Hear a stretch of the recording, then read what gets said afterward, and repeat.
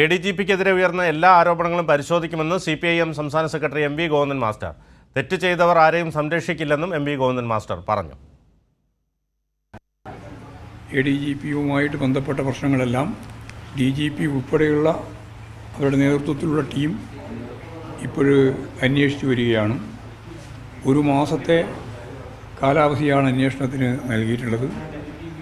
ഉയർന്നു വന്ന എല്ലാ പ്രശ്നങ്ങളും അന്വേഷിക്കുക എന്നുള്ളതാണ് നിലപാട്. അന്വേഷണത്തിൻ്റെ ഭാഗമായിട്ട് വരുന്ന റിപ്പോർട്ട് അടിസ്ഥാനപ്പെടുത്തി ആവശ്യമായ നിലപാട് സ്വീകരിക്കും.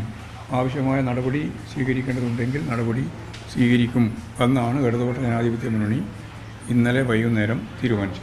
ആരെയും സംരക്ഷിക്കുന്ന ഉത്തരവാദിത്വം ഗവൺമെൻറ്റിനില്ല എന്ന് മുഖ്യമന്ത്രി വ്യക്തമാക്കിയിട്ടുണ്ട്.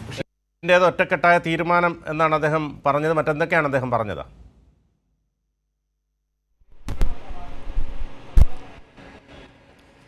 ബിനു, തീർച്ചയായിട്ടും ഇപ്പോൾ CPIM സംസ്ഥാന സെക്രട്ടറി MV ഗോവിന്ദൻ മാസ്റ്റർ കൃത്യമായിട്ടുള്ള നിലപാട് തന്നെയാണ് മാധ്യമങ്ങൾക്ക് മുന്നിൽ പറഞ്ഞിരിക്കുന്നത്. കഴിഞ്ഞ ദിവസം ചേർന്ന യോഗത്തിൽ LDF ഒറ്റക്കെട്ടായി തന്നെയാണ് തീരുമാനം കൈക്കൊണ്ടിരിക്കുന്നത്. നിലവിൽ ADGPക്കെതിരെ അടക്കം ഉയർന്നു വരുന്ന ആരോപണങ്ങളിൽ കൃത്യമായിട്ടുള്ള അന്വേഷണം തന്നെയായിരിക്കും നടത്തുക.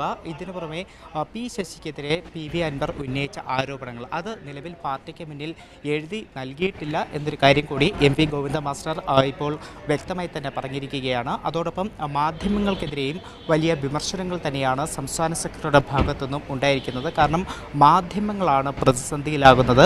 കഴിഞ്ഞ കുറച്ച് ദിവസങ്ങളായി തന്നെ CPI ഇടതുപക്ഷം CPIM സർക്കാരൊക്കെ പ്രതിസന്ധിയിലെന്ന മാധ്യമങ്ങൾ വാർത്തകൾ കൊടുക്കുന്നുണ്ട്. പക്ഷേ അത്തരത്തിലല്ല. കാരണം മാധ്യമങ്ങൾ ഏതെങ്കിലും തരത്തിലുള്ള വ്യാജ വാർത്തകൾ അല്ലെങ്കിൽ അത്തരം പ്രചരണങ്ങൾ നടത്തുന്നു.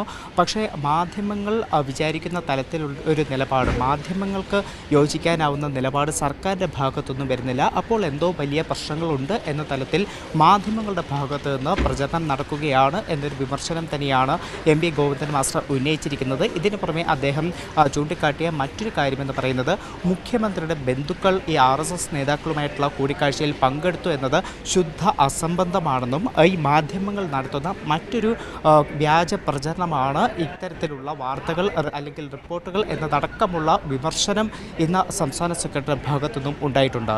ബിനു.